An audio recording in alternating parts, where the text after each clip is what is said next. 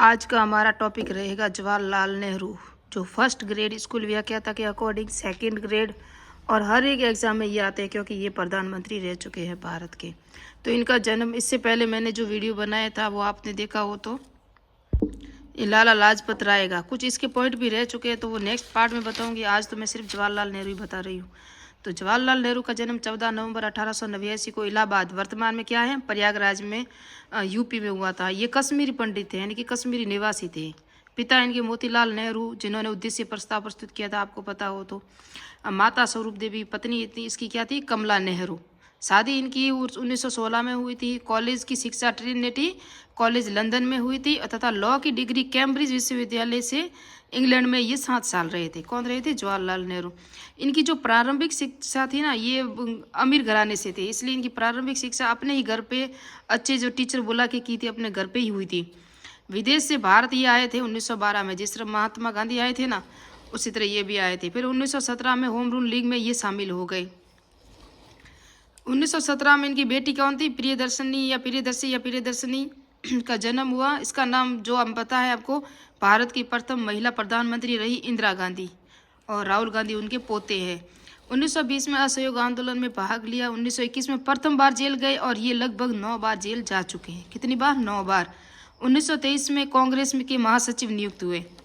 1924 में इलाहाबाद नगर निगम के अध्यक्ष बने ये। 1928 में नेहरू रिपोर्ट, पंडित मोतीलाल नेहरू जो इनके पिता थे ना, उन्होंने ये रिपोर्ट पेश की थी, नेहरू रिपोर्ट।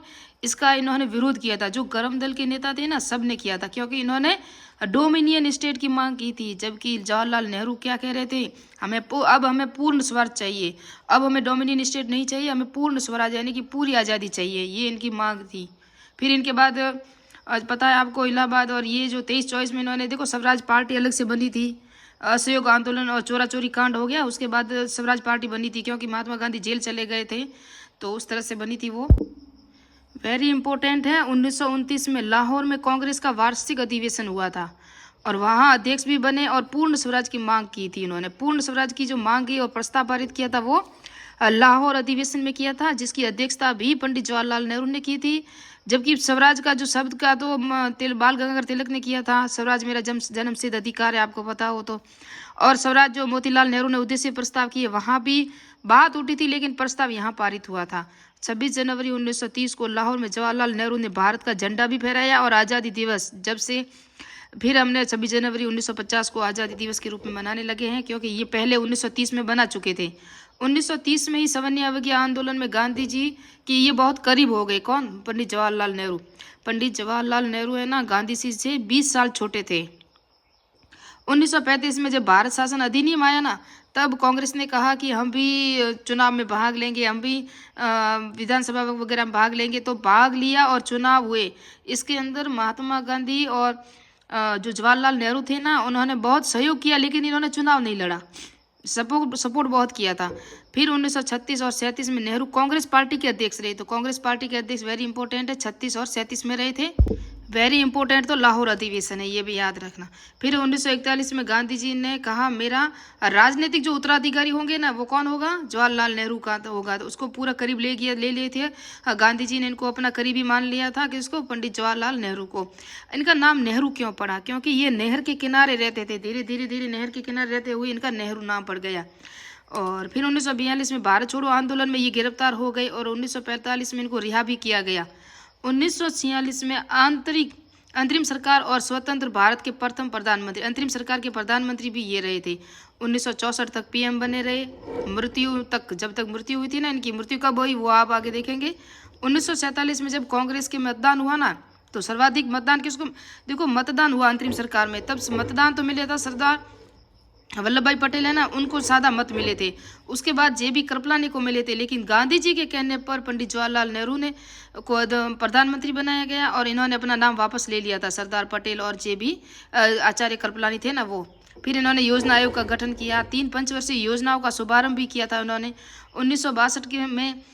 1962 का चीन का युद्ध हुआ, मित्रता का हाथ बढ़ाया था इन्होंने। कब, पंचशील समझौता हुआ, आपको पता हो तो 1954 में, तब इन्होंने हाथ में बढ़ाया और ये बिल्कुल निश्चित हो गए थे कि चीन कभी हम पर आक्रमण नहीं कर सकता। ये हाथ बढ़ाया, ये गलत लिखा, लेकिन 1962 में चीन ने भारत पर आक्रमण किया था, अक्सर चीन के लिए। फिर 1927 में ब्रुसेल्स, बेल्जियम में भी गए थे। गुलामी जितने भी गुलाम देश थे ना, औपनिवेशिक राष्ट्र में जो इंग्लैंड के गुलाम थे, उन सब का जो कॉन्फ्रेंस था या सम्मेलन था, वहाँ पर 1927 में ये गए थे। 1939 में राष्ट्रीय योजना समिति के अध्यक्ष भी रहे, तो योजना आयोग का अध्यक्ष गठन भी किया। और 1939 में राष्ट्रीय योजना समिति पहले बनी थी, आयोग बाद में बना था, तो उसके अध्यक्ष रहे। 1955 में कांग्रेस का अधिवेशन कहाँ हुआ था? आवड़ी मद्रास में। तब समाजवादी स्वरूप इन्होंने प्रस्तुत किया, और यहाँ ये भी कांग्रेस के अध्यक्ष थे उस समय भी। तो कांग्रेस के अध्यक्ष 36 में, 37 में, 55 में और 1929 में लाहौर अधिवेशन में कांग्रेस के वार्षिक अधिवेशन की अध्यक्षता भी पंडित जवाहरलाल नेहरू ने की थी। दूसरी पंचवर्षीय योजना इसी पर आधारित थी, जो समाज और समाजवादी का स्वरूप प्रस्तुत किया ना, उस पर आधारित थी। और पंचवर्षीय योजनाओं के कारण इन्होंने भारत का बहुत ही विकास भी किया। इसी समय बिहार में जमींदारी प्रथा भी इन्होंने समाप्त की। 1955 में निजी बीमा कंपनियों का राष्ट्रीयकरण किया था। संसदीय लोकतंत्र, यानी कि सबको वोट देने का अधिकार है, सबको चुनाव लड़ने का अधिकार है, एक साथ सबको वोट देने का अधिकार भी भारत सरकार में पहली बार जवाहरलाल नेहरू ने किया था। धर्मनिरपेक्षवाद के समर्थक थे, यानी कि सबको समान माना जाए, निचली जाति है ना उसको भी समान अवसर मिले और हमें भी मिले, यानी कि जातिगत कोई भेदभाव ना हो, और शिक्षण संस्थाओं में भी भेदभाव ना हो, हर जगह इनको समानता मिलनी चाहिए। गुट निरपेक्ष आंदोलन भी चलाया इन्होंने, और उसमें भी ये शामिल थे। गुट निरपेक्ष यानी कि हम किसी के पक्ष में नहीं है, सबको समान मानते हैं, ना इसका समर्थन करेंगे ना उसकी। गुट निरपेक्ष यानी कि रूस और अमेरिका जब छोटे छोटे गुट बना रहे थे ना, सैनिक गुट, तो उस आंदोलन में ये भाग नहीं थे, उनके विरोध में थे। उन्होंने कहा ये गुट नहीं होने चाहिए, यूएन का समर्थन करते हैं। यूएन का समर्थन क्यों किया उन्होंने? क्योंकि कश्मीर का मुद्दा चल रहा था ना, उसको ये यूएन में ले गए। ये इनकी सबसे बड़ी भूल थी, क्योंकि कश्मीर के मुख्यमंत्री थे शेख कुछ ऐसा नाम था, शेख अब्दुल्ला था पता नहीं, उसको उन्होंने जेल में डाल दिया था, जबकि ये खुद कश्मीर के थे और वहाँ रहे थे और ये इनके करीबी मित्र थे। तभी जम्मू कश्मीर में और हिंसा भड़क गई, उनको जेल में डालने से, शेख अब्दुल्ला थे ना उसके कारण। तो वहाँ उनका ये कार्य सही नहीं रहा, यूएन में ये मुद्दा नहीं ले जाना था। जिस तरह भारत में वर्तमान में भी ये समस्या बनी हुई है, पूर्वोत्तर राज्य है ना 7 राज्य, उस समय भी अपने अलग देश की मांग कर रहे थे, आज भी कर रहे हैं। ये 70 सालों से लगभग चलता आ रहा है, और कश्मीर का मुद्दा तो वर्तमान में थोड़ा सा समाप्त हो ही गया है। भारत के प्रधानमंत्री 15 अगस्त 1947 से रहे 27 मई 1964 तक। हार्ट अटैक के कारण दिल्ली में इनकी मृत्यु हो गई। ये रक्षा मंत्री और विदेश मंत्री कब रहे? 31 अक्टूबर 1962 से 14 नवंबर 1962 तक ये रक्षा मंत्री भी रहे, विदेश मंत्री भी रहे। भारत रत्न 1955 में दिया गया था इनको। भारतीय बच्चे इनको चाचा नेहरू, इनकी बहन है ना विजय लक्ष्मी पंडित, जो यूएनओ में भी गई हुई है। आधुनिक भारत के मंदिर, भारत में बड़े बड़े बांधों का, जब ये भाखड़ा नागल बांध का उद्घाटन कर रहे थे ना पंडित जवाहरलाल नेहरू, तब कहा था आधुनिक भारत के मंदिर, यानी कि इन बांधों से भारत का और ज़्यादा विकास होगा। पानी की, भारत एक कृषि प्रधान देश है और पानी की सबको सहूलियत चाहिए, तो इस कारण उन्होंने कहा था आधुनिक भारत के ये मंदिर साबित होंगे। जो बड़े बड़े डैम बन रहे हैं, हीराकुंड है, भाखड़ा नागल है, जितनी भी परियोजना थी ना वो।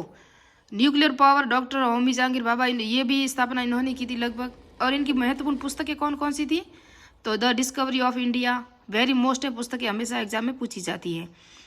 और जर्नी है ना, glimpses of world history, toward freedom, यानी कि ये इनकी बायोग्राफी है, ऑटोबायोग्राफी यानी जीवनी, आत्मकथा। Letter from the father to his daughter, ये जो लेटर लिखे थे ना किसने?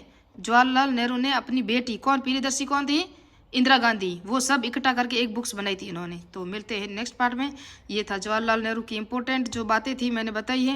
नेक्स्ट पार्ट में हमारा टॉपिक होगा मौलाना आज़ाद, और मैंने जो पढ़ाया ये दूसरा पार्ट है, फर्स्ट ग्रेड स्कूल व्याख्याता, जहाँ भी जवाहरलाल नेहरू का टॉपिक आता है तो ये है। मिलते हैं नेक्स्ट पार्ट में, नेक्स्ट वीडियो में। जय हिंद, जय भारत।